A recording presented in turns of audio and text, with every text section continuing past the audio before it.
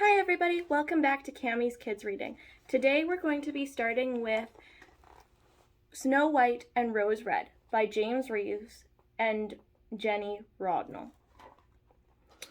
There once was a poor woman living in a cottage, and in the garden were two rose trees. One bore white flowers and the other red. The woman had two daughters, and because they reminded her of the two rose trees, she called them Snow White and Rose Red. They were fond of their mother and did everything to help her. They cooked meals, washed the dishes, and kept the house tidy. They loved one another dearly and would never be separated. Hand in hand they wandered in the fields and woods in the summer, gathering flowers and making friends with the animals. They were so gentle that not even the timidest creature ran from them. The hare would come and be stroked, the rabbit would nibble leaves from their hands, and the shy doe would trot by their side.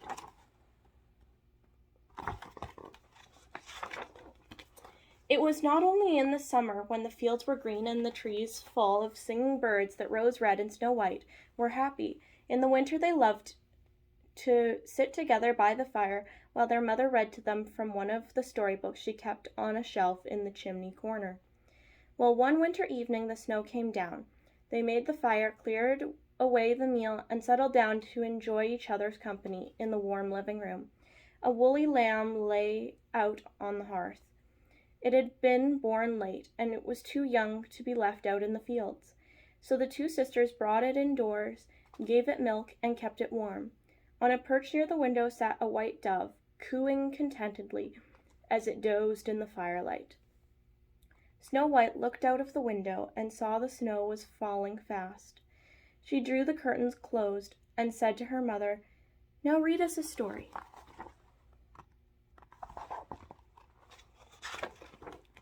So her mother took down a book, opened it, and began, "Once upon a time," but at that moment a loud knocking was heard at the door. "Whoever can this be?" she asked. Perhaps it is just some poor traveler who has lost his way. "Open the door just a little way, my dear, and see who it is." Snow White opened the door, and they were all amazed to see a black bear standing in the doorway. They were still more surprised when the bear spoke. "Do not be afraid," he said, and his voice, though gruff, was kind and gentle. "Do not be afraid. May I come into your cottage? It looks so warm from outside, and the night is very cold."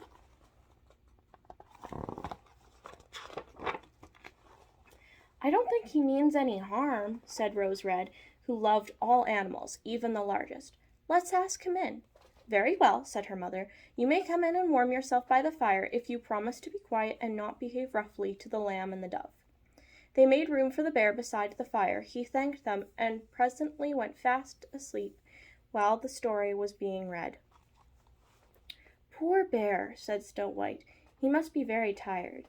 So, as neither the lamb nor the dove seemed to mind, they let him stay the night. In the morning he went off into the woods, but every night during the winter he came back to the cottage and slept beside the fire, and before long everyone became very fond of the bear.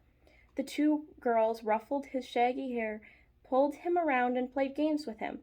He never lost his temper. He played with them in the gentlest manner. When spring came and the sun shone and the nights were not so cold, the bear said he must go off and look after his treasure. "I have gold and precious stones," he said, "and if I do not go and guard them, dwarfs may come and steal them. These dwarfs live under the ground, and when the earth is frozen hard, they cannot get out. But in the spring they come from their caves and holes under the rocks, and then they steal everything they lay their hands on. So I must be off. Thank you for letting me stay with you during the winter nights. Thank you and goodbye." So the two sisters and their mother wished the bear goodbye, and even the lamb and the dove bleated and cooed as if their goodbye and their bidding to him farewell. As the bear went out of the door, he caught himself in the latch and left a little bit of black fur behind. Snow White noticed something strange. Under the fur, the bear's skin seemed to be made of bright gold, but she said nothing and soon forgot all about it.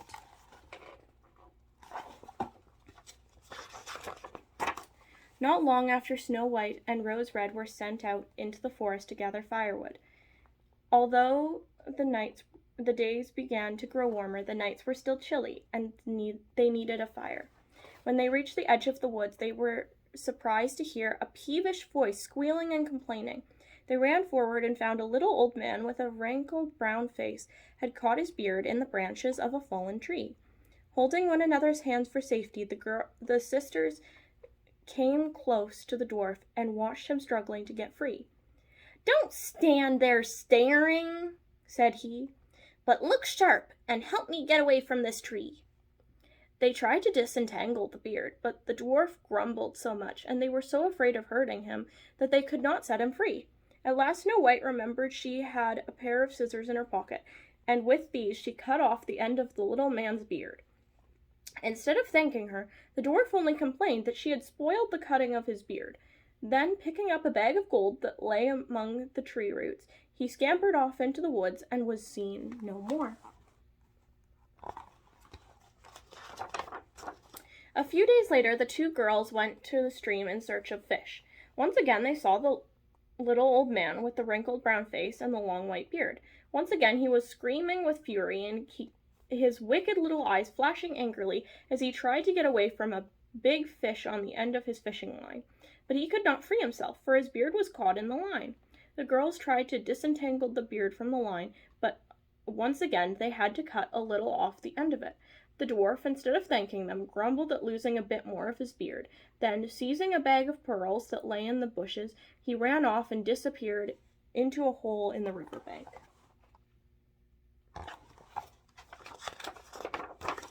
A few days later, Snow White and Rose Red met the dwarf for the third time.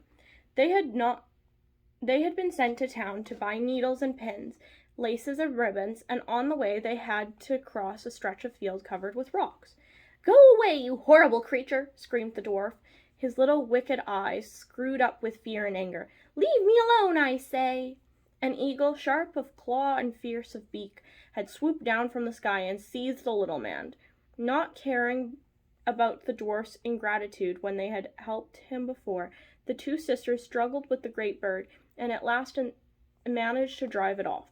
The dwarf picked himself up, and, instead of thanking them for saving his life, cursed them for allowing the eagle to tear his brown jacket. Then he picked up a bag of jewels he had been carrying and scurried off down a hole under a rock.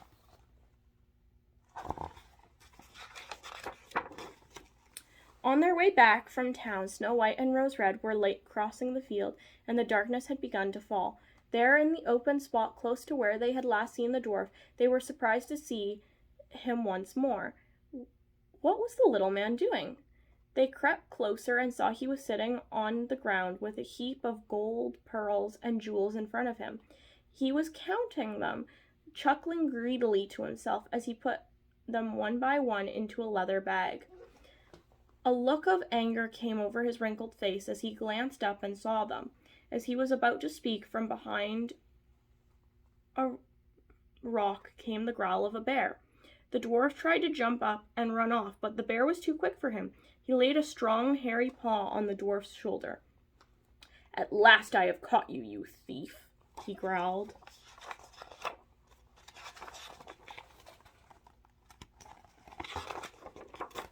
The girls recognized the voice of their black friend and were not afraid. "I will show you no mercy," said the bear to the little man. "For long enough you have tried to steal all my treasure. Now I shall eat you." "Oh, don't do that," said the dwarf. "I am old and tough and quite small. I make no kind of meal for a big, strong fellow like you." Then he looked at the two girls with his wicked little eyes and said cunningly, "Why not take these two girls instead? They are soft and plump. They will make you a very tasty meal." So this was how the dwarf thanked the sisters for their kindness to him. "You are a scoundrel," cried the bear. "It is time I stopped you for good." So he struck the dwarf a hearty blow with his great paw, and the dwarf fell dead at their feet.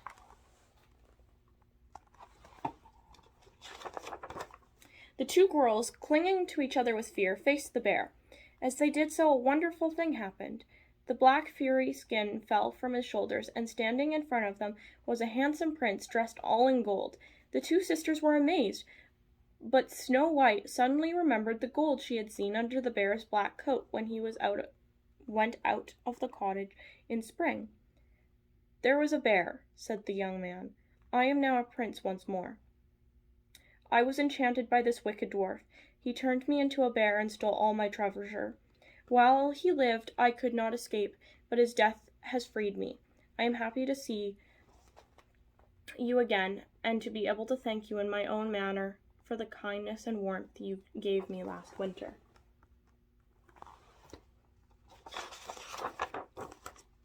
Then they picked up the prince's treasure and went back to the cottage. The prince asked Snow White to marry him, for he had loved her from the moment he had first set eyes on her. As for Rose Red, the prince had a younger brother, almost as handsome as himself. In time, this brother fell in love with Rose Red, who he thought even more beautiful and loving than Snow White. So there were 2 weddings, and all 4 went to live in the same palace. The young bride's mother came too, and she was given a little garden of her own. Skillful gardeners moved the 2 rose trees from the cottage, the white one and the red one, and they grew and blossomed in their new home as sweetly and prettily as ever. The end. Amelia Bedelia Bakes Off by Herman Parish. On her day off, Amelia Bedelia stopped to visit Mr. and Mrs. Rogers. "Morning, everybody," said Amelia Bedelia. "Shh," said Mr. Rogers. "Sorry," said Amelia Bedelia quietly. "Don't mind him," said Mrs. Rogers. "He's watching his favorite show, What's Cooking." "I give up," said Amelia Bedelia. "What are you cooking?" "Nothing," said Mrs. Rogers. "That is the name of the program." Mr. Rogers was getting annoyed. "Please be quiet, for Pete's sake."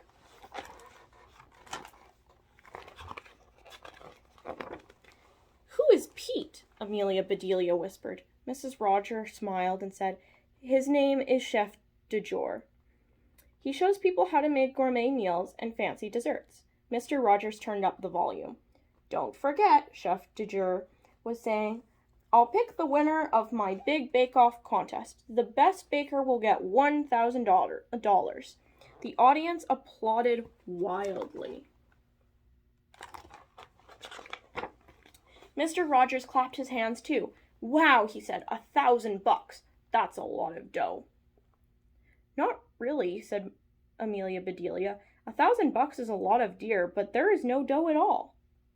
"Amelia Bedelia," said Mrs. Rogers, "you ought to enter that contest. You make the best lemon meringue pie." "She's right," said Mr. Rogers. "A smart cookie would give it a try."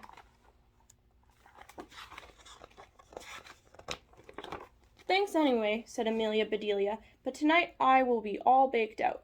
Cousin Alkulu and I are running Gracie's cookie jar all day today."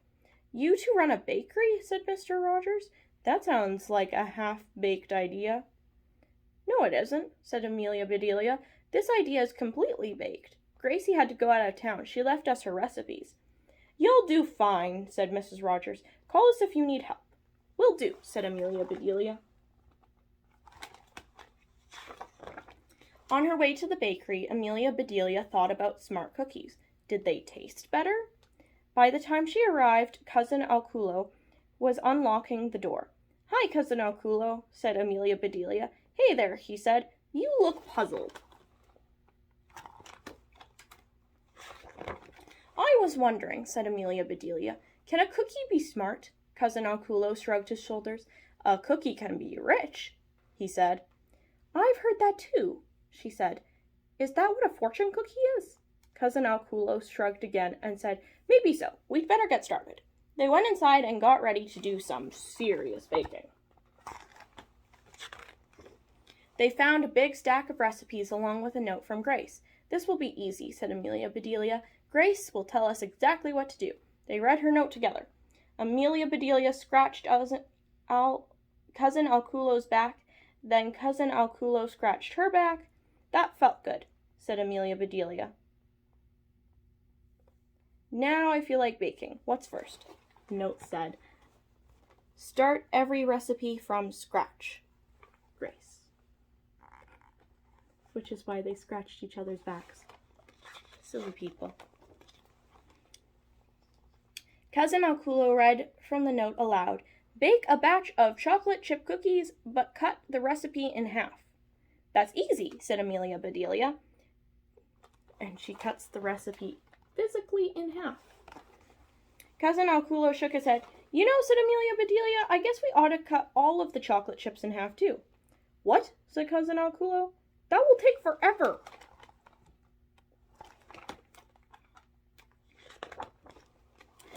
I know, said Amelia Bedelia, but we'd better follow Grace's instructions or the cookies may not turn out so tasty. She began to cut each chip in half. Bits of chocolate flew everywhere. This is so silly, said Cousin Alculo. These are not very smart cookies. Not smart is right, said Amelia Bedelia. These are definitely dumb cookies. Amelia Bedelia looked at Gracie's recipes. Gosh, she said, this is unbelievable. Grace wants us to bake 12-pound cakes. Are you sure? Said Cousin Alculo. 12 pounds is a mighty heavy cake. How many 12-pound cakes does Grace want us to bake? She didn't say, said Amelia Bedelia. Her recipe is for just 1-pound cake. 1 12-pound cake should be plenty. Cousin Alculo scratched his head. He said. If we bake 12 1-pound cakes, then stack them on top of each other. That's it, said Amelia Bedelia. That adds up to a 12-pound cake. Cousin Alculo, you are a genius.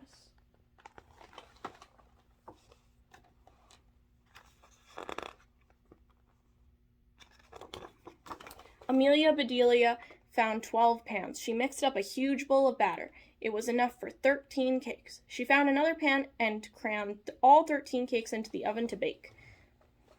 You know, said Cousin Alculo, a baker's dozen is actually 13. See there, said Amelia Bedelia, you can count better than a baker. Cousin Alculo finished cutting all of the chocolate chips in half. Then he read the other half of the recipe. Please bring me the salt, he said. Here you go, said Amelia Bedelia. She brought him a huge box of salt.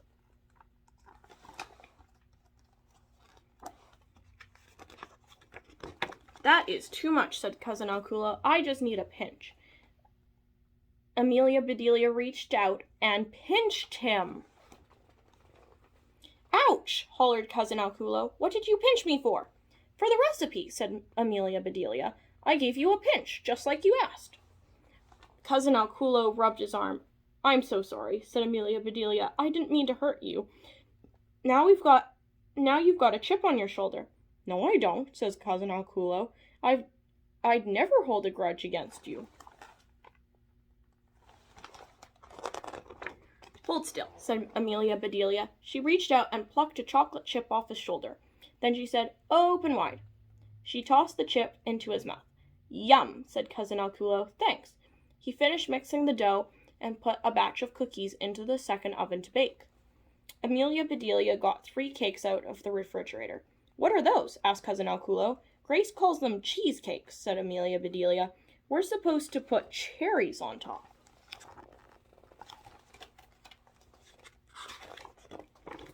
Cherries with cheese? Said Cousin Alculo. Sounds like a yucky combination to me. Me too, said Amelia Bedelia. I bet if these cakes looked cheesier, they wouldn't need any cherries. They cut holes to make a Swiss cheesecake, drizzled food coloring to paint a blue cheesecake, and planted flags to create an American cheesecake.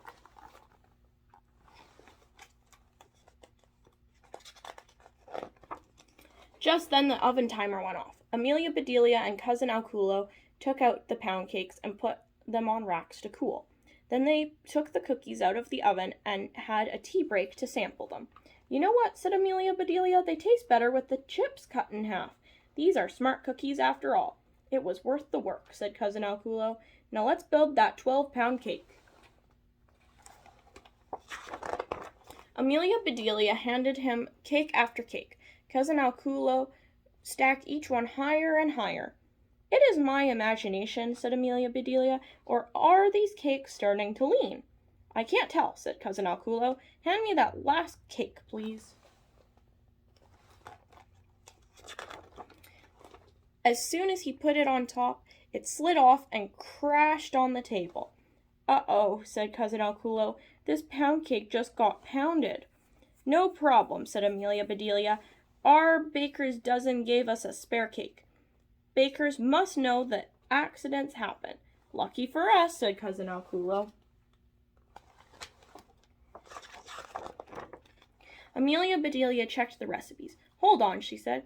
This is even luckier. Grace wants us to make a crumb cake. Let's just press these crumbs together. The two of them pushed and prodded until the crumbs turned into a cake.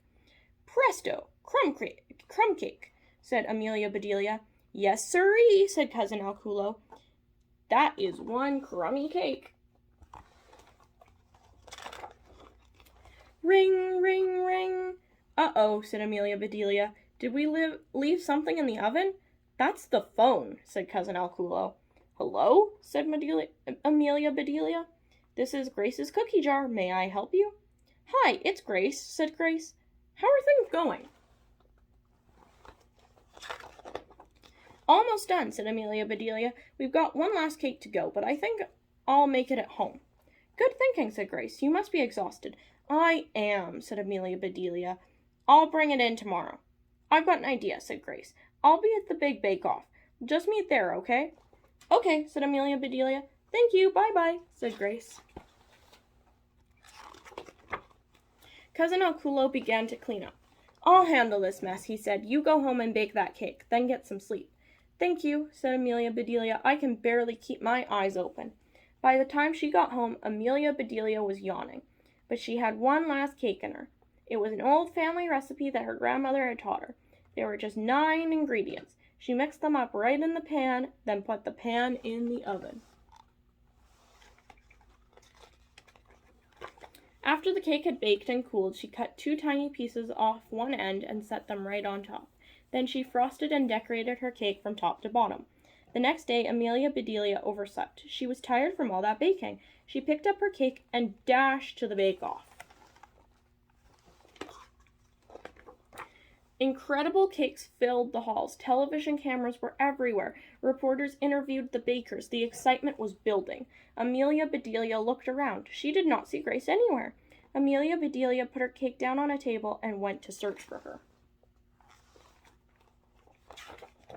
At that moment, Chef de Jour strolled in Amelia Bedelia's direction. He looked grumpy, just like on TV. When he got to Amelia Bedelia's cake, Chef de Jour stopped in his track. What is this? Asked Chef de Jour. Is this someone's idea of a joke? It's my idea, said Amelia Bedelia, and it is no joke. Then what is it? Demanded the chef.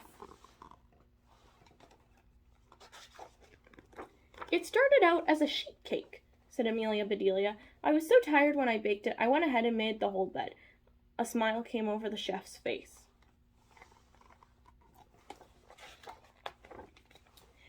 It's so easy to make, said Amelia Bedelia, and it's pretty tasty. Really? Said the chef. You can actually eat it? Here, said Amelia Bedelia. Bite into a pillow. The chef took a bite. He closed his eyes, and his smile got even bigger. Your cake is simple, he said, yet the flavor is complex. It's funny, but seriously delicious. Glad you like it, said Amelia Bedelia. Like it? Said Chef de Jour. Oh, I love it. It's fantastic. Your cake takes the cake. And first prize. There was a huge cheer. Amelia Bedelia smiled and waved to everyone at home, especially the two she knew were watching. Mr. and Mrs. Rogers were speechless. Then they jumped for joy. See there, said Mrs. Rogers. Amelia Bedelia is a smart cookie after all. She sure is, said Mr. Rogers. And with $1,000, she's a fortune cookie, too. The End. Good Night Owl by Greg Pizzoli. Owl was settling into bed when he heard a noise. It was a tiny sound, no louder than a whisper. A funny noise he hadn't heard before. Someone must be at the door, said Owl. Just a minute. But no one was there. Probably the wind, said Owl.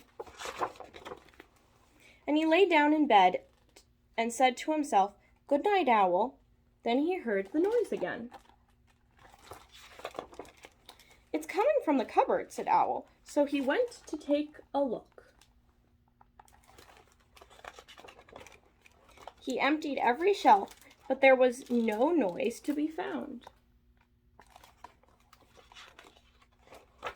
So Owl went back to bed. "Good night, Owl," he said. And then he heard the noise. Squeak! "It must be under the floor," said Owl. He pulled up the floorboards one by one. But he didn't find the noise, so Owl went back to bed. Squeak! "This house has a noisy roof," yelled Owl. So he took down the roof. "There," said Owl, "no more noise." Owl got back into bed, the stars and the moon shining down where his roof used to be. "Good night, Owl," he said. But Owl didn't close his eyes. He didn't dare. He knew that any second he would hear the noise. He waited and waited and waited and waited. Squeak! "It's in the walls," Owl screeched. "I'll get you, noise," Owl said as he tore down the walls of his house. But he found nothing. The cupboard was empty, the floorboards were pulled up, the roof was pulled down, and the walls were gone. Owl went back to bed and he said, "Good night, Owl." And then he saw the noise. Squeak! Owl smiled. He said, "Good night, noise." And they went to sleep. The end. Hugs by Robert Munsch. The day that Tia was mad at Mommy, she took her little brother Tate's hand and walked out the front door. After they had walked for a long time, Tate said, "I need a hug." So Tia gave him a hug. "That was not the right kind of hug," said Tate. "Try something different." "Right," said Tia. "Something different." So they walked and walked and walked and finally came to a huge snail. "How about a hug from my little brother?" said Tia. "Hug?" said the snail. "I love to give hugs." And the snail gave Tate a big snail hug. "How was that?" said Tia. "Slime, slime, lots of slime." "Yuck," yelled Tate. "Okay," said Tia. "Not a good hug." Then they walked and walked and walked and finally came to a huge skunk. "How about a hug for my little brother?" said Tia. "Hug?" said the skunk. "I love to give hugs." And the skunk gave Tate a big skunk hug. "How was that?" said Tia. "Stink, stink, very yucky stink," yelled Tate. "Okay," said Tia. "Not a good hug."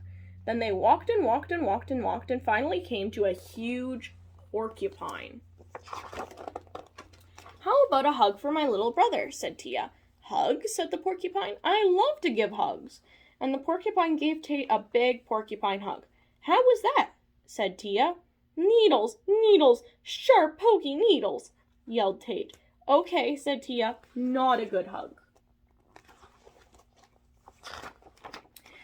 Then they walked and walked and walked and finally came to a huge gorilla. "How about a hug for my little brother?" said Tia. "Hug?" said the gorilla. "I love to give hugs." And the gorilla gave Tate a big gorilla hug. "How was that?" said Tia. "Hard, hard, much too hard," said Tate. So Tia took her little brother's hand and they walked all the way back home. Mommy said, "How was your walk?" "Tate got hugged by a snail," said Tia. "Slime, slime, lots of slime," yelled Tate. "And Tate got hugged by a skunk," said Tia. "Stink, stink, very yucky stink," yelled Tate. "And Tate got hugged by a porcupine," said Tia. "Needles, needles, sharp, pokey needles," yelled Tate. "And Tate got hugged by a gorilla," said Tia. Hard, hard, much too hard, yelled Tate. I need a mommy hug. So Mommy gave Tate a mommy hug, and Tate said, just right, a just right hug. And the Tia who walked out the door so mad, said Mommy, who hugged her? Nobody, said Tia. Nobody gave me a hug, and I'm waiting for a mommy hug. So Mommy hugged Tia, and Tia said, just right, a just right hug. And then they all had lunch. The end. Okay, everybody, thanks for coming to Cammie's Kids Reading. Have a great week.